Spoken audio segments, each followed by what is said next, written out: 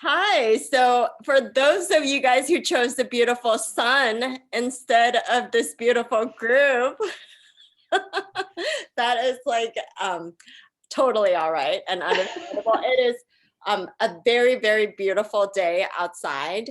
Um, at the same time, we have the awesome Terri Clark with us speaking on her expertise. So I want to introduce her in just a minute and then let her reopen the conversation to those of us who are here. We'll keep it interactive as we've been doing for the past few months. The reason why this recording is going to be like half the length of our normal ones is because we spent the first half of our time together brainstorming on what to do. So if you're watching this little recording, you will also have gotten an email from me letting you know that we set up a spreadsheet where everybody is welcome to throw in ideas for the group to take action on. Yeah, so the spreadsheet speaks for itself, right? Do I have to say anything else about the spreadsheet? No.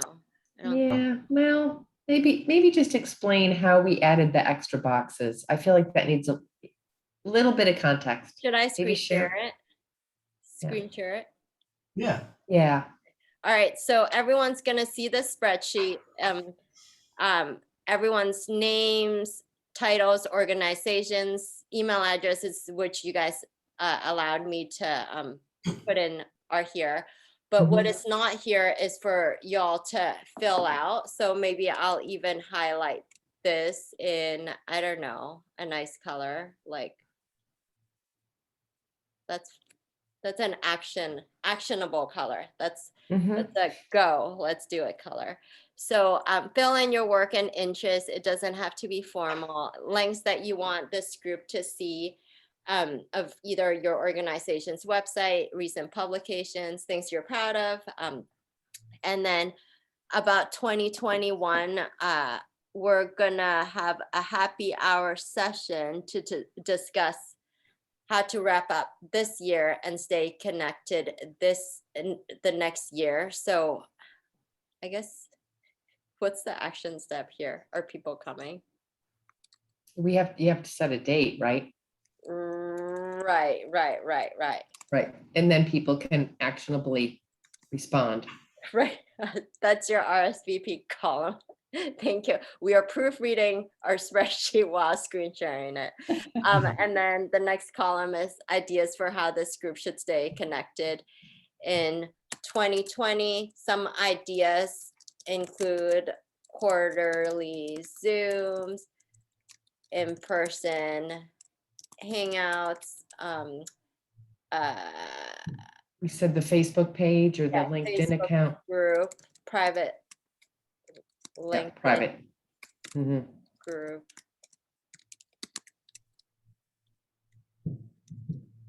All right, so this is me editing while screen sharing. All right, enough screen sharing. That's the email, or that's the spreadsheet people are getting. Awesome. You better fill it out, everybody who is watching this video. All right, so we have Terri. I'm so excited because Terri has so much to share because she is an accomplished public health advocate with over 30 years of experience. Her areas of focus include human sexuality with a specialty in LGBTQ issues, HIV prevention, and older adult sexual expression. Terri's work includes projects that advance the field of sexuality and aging, including the sexual health of older adults and working with aging services providers to ensure inclusive, responsive services for LGBTQ older adult community. Thank you, Terri. Yeah, that's good. Okay. Now what? No. Now you. So yeah, so thank you for all of that, Benita, and really nice to be here with our small but mighty group today. And I really can take this in a lot of directions, and I know we had talked about having a conversational format around this topic. So I feel like, but I should start someplace, right? With just to kind of get us going, and then wherever direction we go, we can go. So what I like to do when I'm talking about LGBTQ is to start with some basic definitions, right? So we see these letters, this acronym around a lot. And so I can spend a few minutes just on definitions, some basic definitions.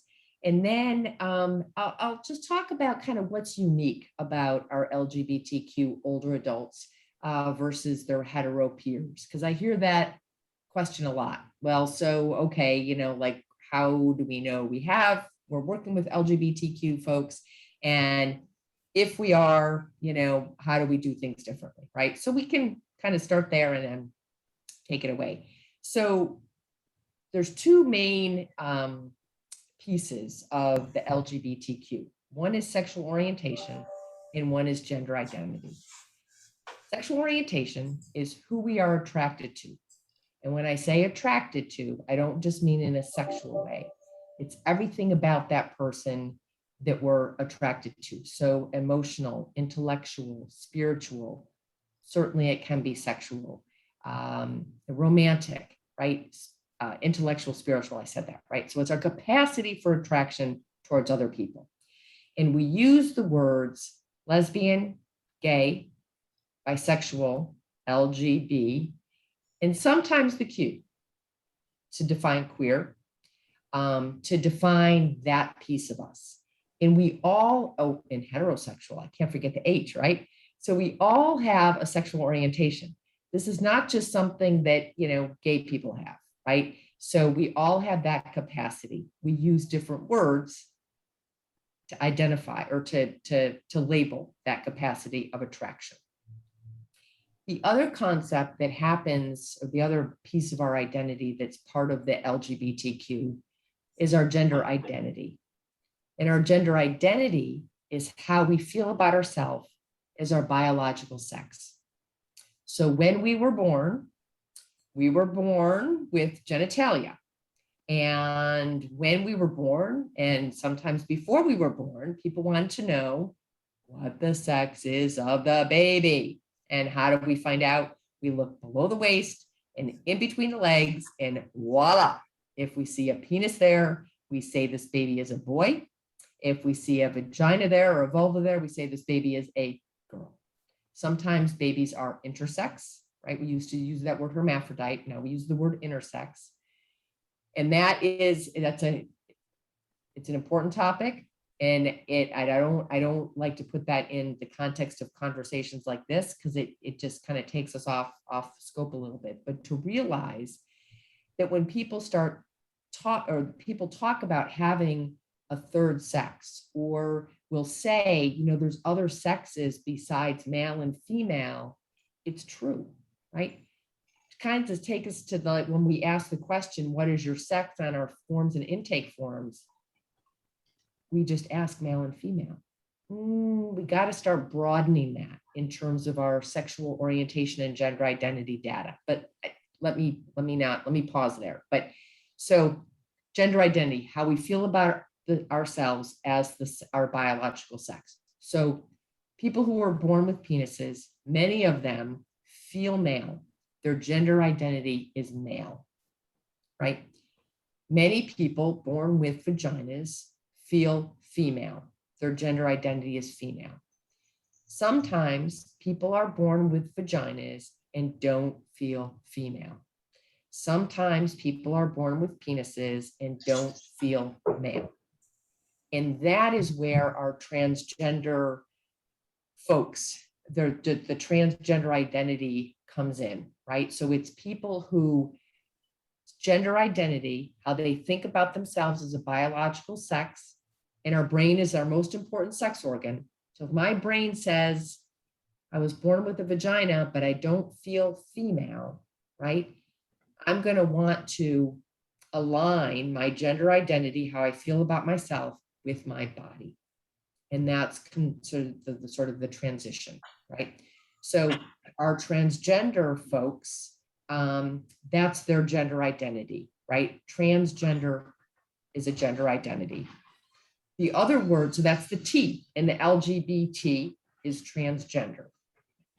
The Q can mean a lot of different things. It can mean someone's sexual orientation, if that's the word they use.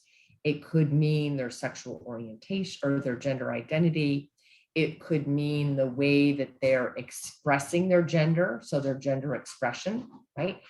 In the word queer, and many of us work with older adults, right? So using language that our older adults use is really important to reflect back that language.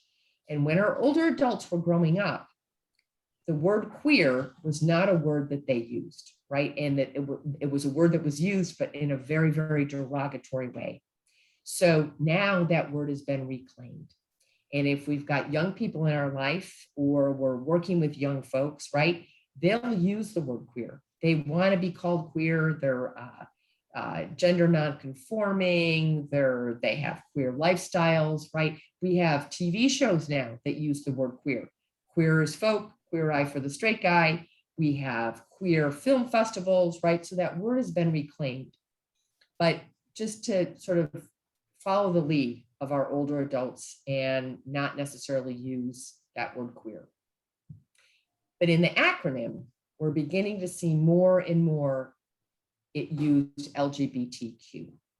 In point in fact, a couple of years ago, the Pennsylvania Department of Aging, so PDA, did an aging summit, an LGBTQ aging summit. And I was on that planning committee, and there was definitely some discussion around whether or not do we put the Q on or not. And we had decided to put the Q on, right? There's organizations like SAGE. I'm a consultant trainer with SAGE, Services and Advocacy for GLBT Elders. I do a lot of their trainings and their credentialing and so forth. And that organization, as of today, is not readily using the Q. I mean, they're beginning to integrate it, but they're not, they don't say they're an LGBTQ organization. It's LGBT is what they use. So that's sort of the alphabet, right? It's talking about the main concepts of sexual orientation and gender identity. And we all have a gender identity too. That was the other piece, right? So we all have a gender identity. We all have sexual orientation. And these things are not choices people make, right? So when sometimes we say, well, what's your preference, right? And if we use that word preference, then that word indicates choice, right? So when we say somebody's sexual preference, that's not the best question to ask if we're asking about sexual orientation and gender identity, right? We should be asking, what's your sexual orientation? What is your gender identity, right? These things are innate pieces of ourselves. And there's a lot of theories out there that sort of speak to what causes sexual orientation, what influences sexual orientation, what influences gender identity. And people ask me the question, what makes somebody gay?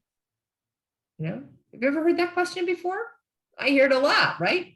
And my response is lots of different theories out there, but what makes somebody gay is the same thing that makes somebody straight or heterosexual, because it's the sexual orientation piece of our identity, right? And we don't ask the question, what makes somebody heterosexual? So just in that asking of that question shows some bias, right? So those are the two main concepts there: sexual orientation, gender identity, and the alphabet. And then I'll talk for just a couple more minutes, and then we can kind of open it up to discussion and your own experiences and working with LGBTQ folks or questions or whatever. Is that what really differentiates our hetero peers, right? Our aging folks that we're serving, our mainstream aging population, right? And our LGBTQ older adults, is that there's three things. One is that our LGBTQ older adults have lived through a lifetime of stigma and discrimination. So ever since they were growing up, right, there's been unequal treatment under the laws and policies, right? If we think back to our own growing up and how we learned about LGBT people, right? And maybe we learned in our families just about gay and lesbian people. Never use the B, never use the T, never use the G, right?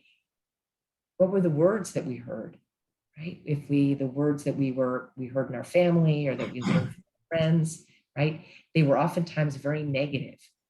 And when we do trainings, right, we actually generate a list of all the words that you've heard ever since growing up about LGBT people. And oftentimes they're just very, very negative. And then we think, wow, how does that make an LGBT person feel, right? Because those are the words that society teaches and uses for this population. So for our older adults, they grew up, they were called faggots, they were called queers, they were disowned from their family, right? They lost their job.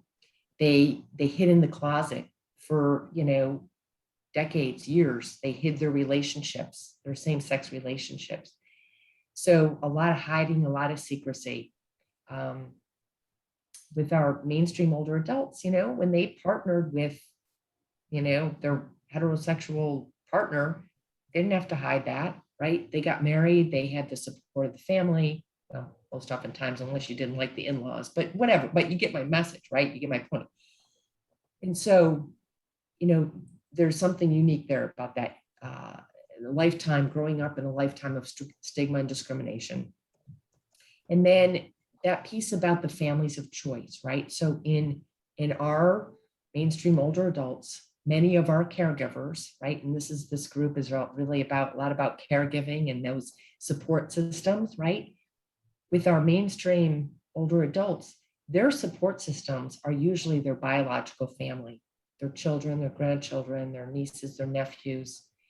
And for many of our LGBT older adults, those families are not intact, right? Those families are not intact because they've been disowned, or the child doesn't, agree with the parent who transitions later in life, or maybe that older adult comes out later in life and now the rest of the family has disowned them, right?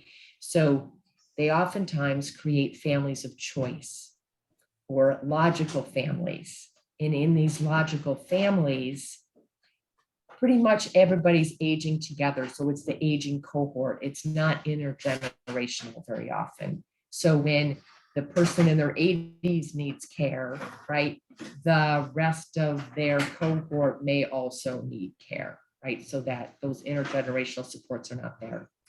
And then the last piece is really the discrimination and the unequal treatment under the laws and policies of the world we live in, right? So our city, our state, our federal government, right?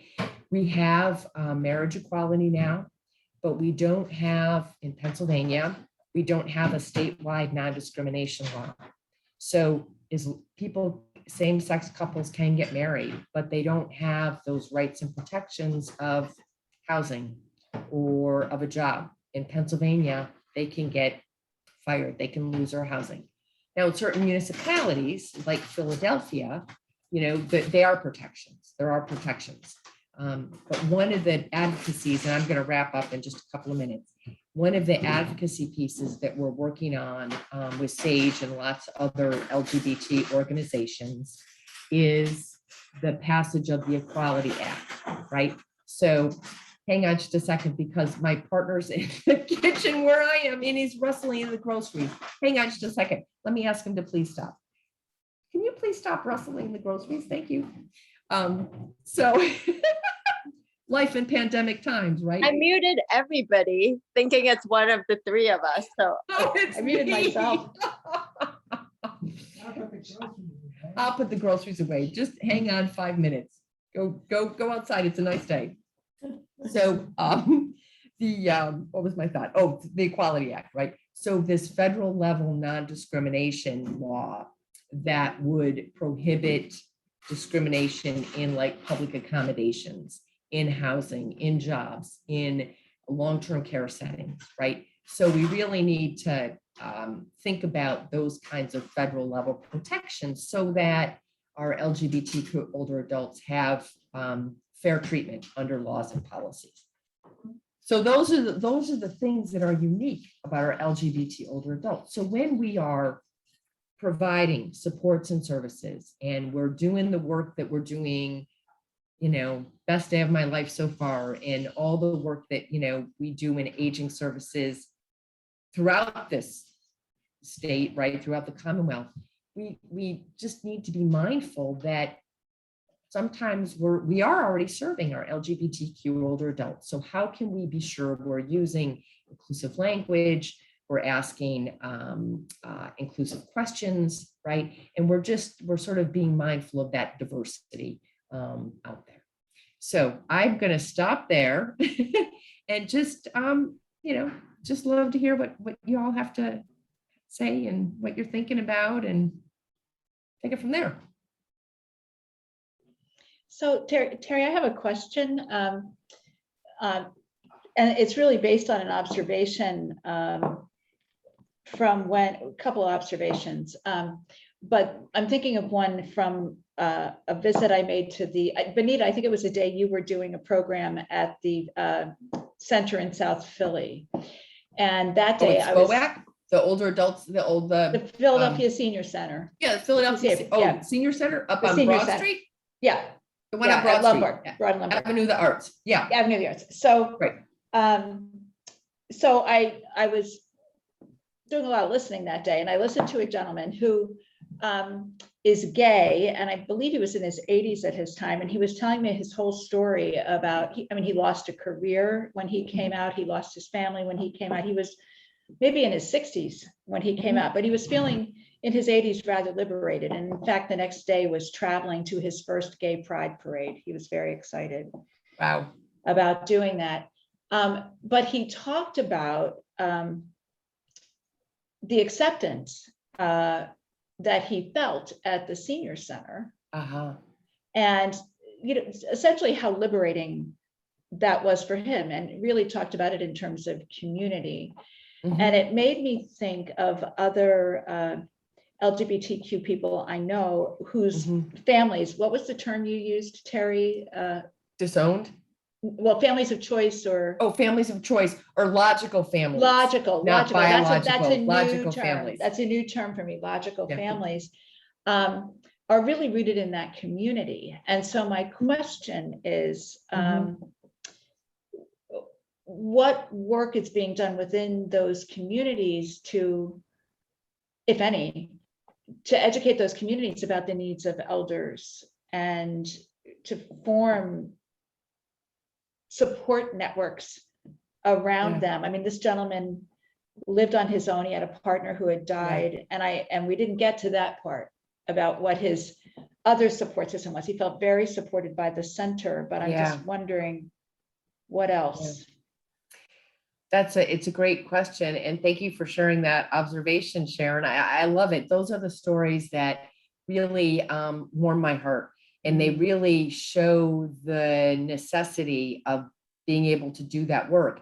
And I've been working with PCA for a long, long time in doing awareness around this, so that when the seniors do come to their senior centers, they feel like they can tell that story, right? Because they're looking for cues in the environment. There was something about that center that he knew it was okay to share that story. Given his history, he knows when to hold him and when to fold him. Exactly. And he wasn't going to tell that story if people were going to call him negative things and tell him never to come back again, right? Right. So he knew that about the center. The center did intentional work to make sure that their members know that, right? We can't read each other's minds. And the center staff may say, of course, we welcome everybody. We treat everybody with respect. Everybody's welcome here. That's good. That's a really good intention to have. But our older adults have grown up in a world where they look at aging services and they don't know that they're going to be welcomed unless you tell them, and you do that intentionally, and you put up a rainbow flag, and you say, we're going to talk about LGBT history today, and guess what we're showing in our on our movie night, and look at the new books we got in our library, right, that are, you know, about the LGBTQ community. I mean, there's dozens, hundreds of things that centers can do to create that welcoming space. And so their members recognize that, and then are able to share that story, develop camaraderie, develop support, right? And then in terms of the larger support network that this person is going to need, right? He's lost his partner. So around grief, around long-term care services and supports, we're doing the same sorts of things. So, you know, SAGE is one of the things they do is offer a credentialing program, which is like basically a training program that works with staff to understand the unique needs and then be responsive, so that when this person needs to have in-home supports and goes to all the in-home supports that are available here in Philadelphia and can say, okay, which one of these in-home supports is going to let me talk about my life and my partner and be okay with that, is going to be supportive with that, right? So yeah, it's really about building those networks that are inclusive and welcoming. And which is part of the reason we're having this conversation today, to like make sure that's happening, right? And what we're already doing.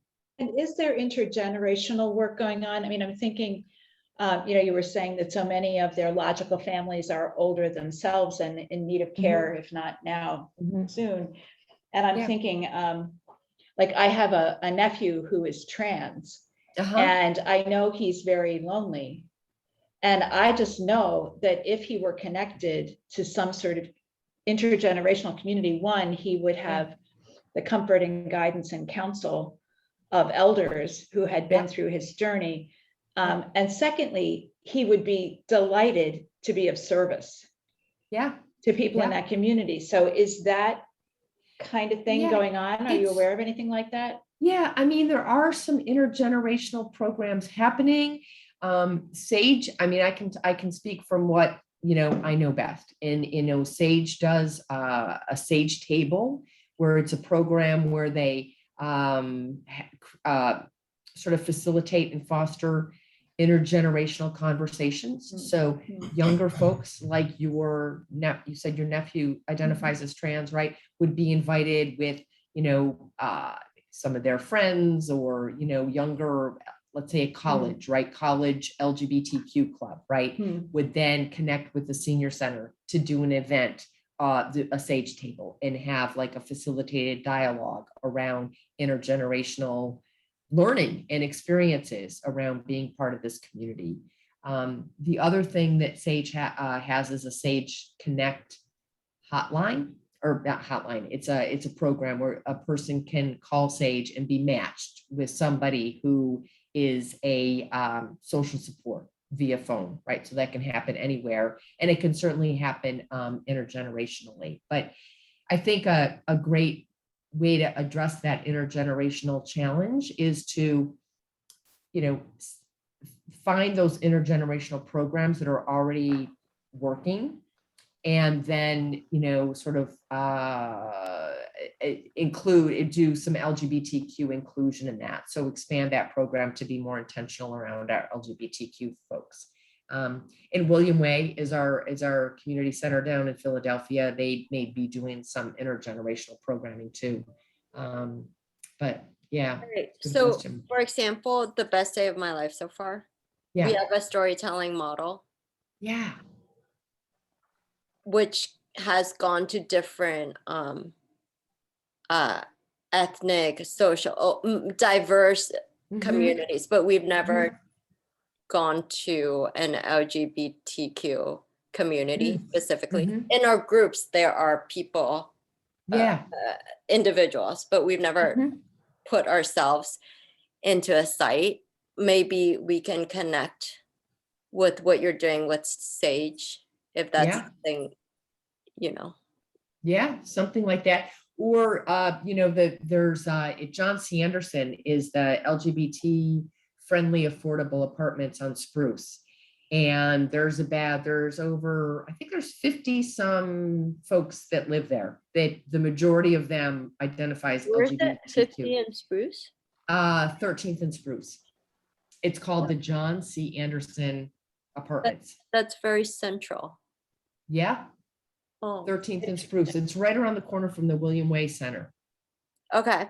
I mean, Yeah. if you were to do something, I would need some guidance from you and your network, just because that would be a very specific environment where we would enter, and we want to do Storytelling. it sensitively and Of in an course. educated way, not just feel like, hey. Yeah, here we are with our boas. We all Right, gonna, right, right. party. Yeah, yeah. Right. If we No. do anything, I would want, yeah. Yeah. But here's another idea, Benita. You can put this out to your group, right? You've said that you've got some folks that identify as LGBTQ. So put that out to your group that you're already working with. You've got a familiarity with them. They know you. You've got that trust. You've got that credibility with them. And say, hey, Terri presented this, the topic at our meeting, and I just want to put it out there for your thoughts.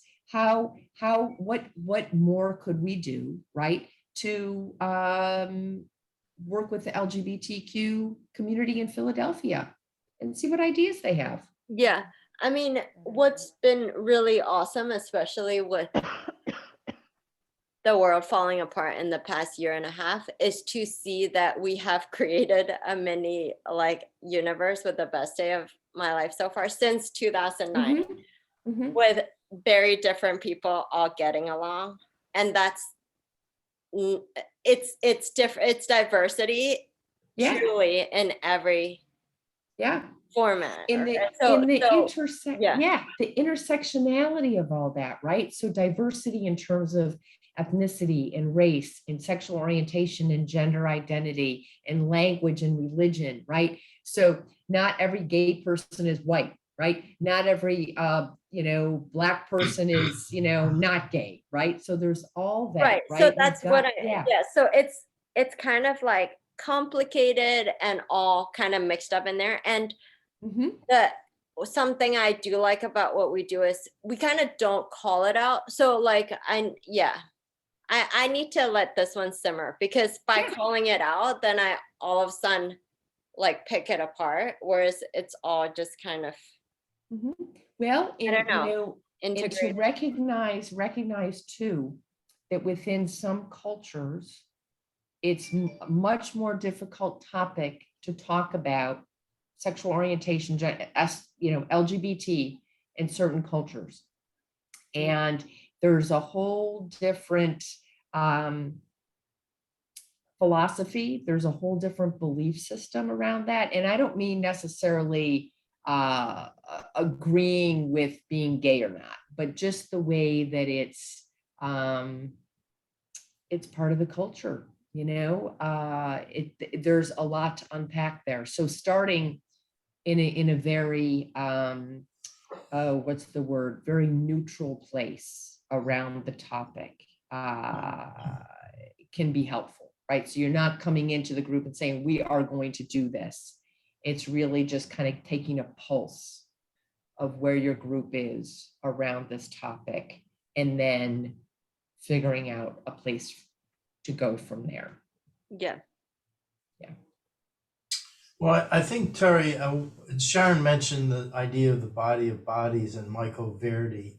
He spoke to us about 3 months ago, and my head is still spinning from some of the stuff he said. You might want to take a look at that in terms from kind of what your experience is and how that might resonate with you. And I'll tell you that one of my takeaways was that what he was trying to tell us was that if we label somebody, we objectify them, and then that's going to break down communication.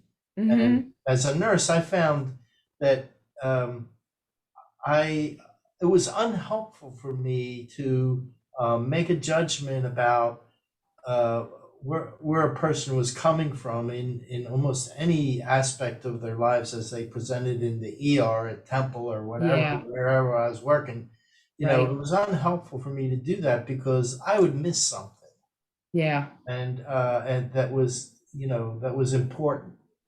And so, the whole idea about how can we communicate to address loneliness, Yeah. or aloneness, let's say aloneness, Right. Right.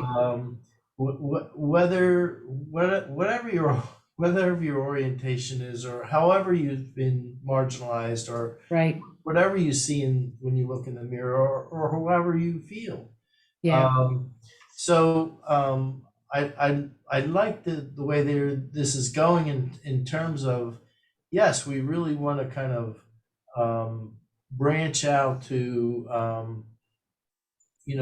address a methodology, or somehow codify a methodology that might help that intergenerational communication, Mm-hmm. that's going to help not only uh, the older generation and the younger generation, but all of us, Yeah. and as a society, because Mm-hmm. we've somehow got ourselves into these little boxes, because we've been going down a Facebook rabbit hole, Mm-hmm. because we're getting these feedback loops that, make our heads spin. And so Yeah. now here we are, Yeah. people don't want to get a vaccine because you got a vaccine and I don't want to do what you do. Like, wait a minute here, this is crazy. Mm-hmm. Mm-hmm. So, but I hope we can, kind of carry this forward a little bit. Yeah. Yeah. Well, yeah, thank you for that, Michael. And it's too about kind of keeping our assumptions in check, right? And just Right. knowing that we have, so thinking about how when we, label someone, right, we sort of put that on them, and then they're in some kind of like box or whatever, but really just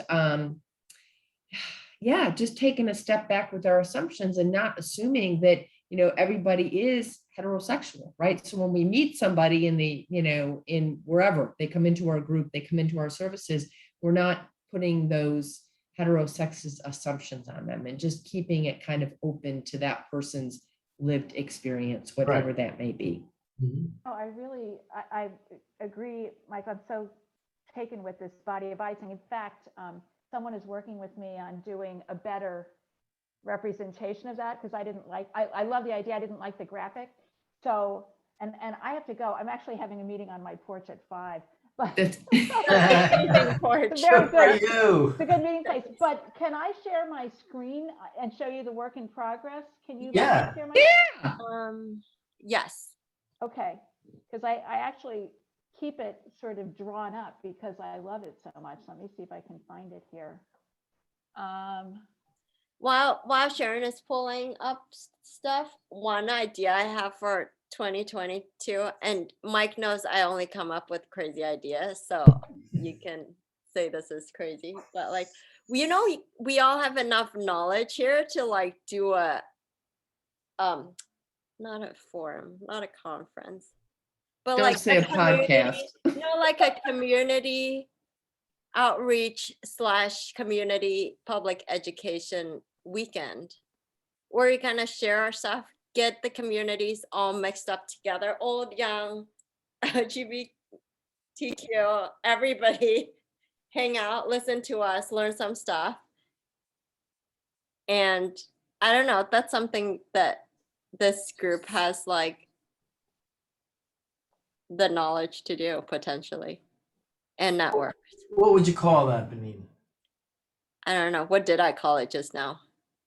The Great Community Outreach / Public Educational Weekend.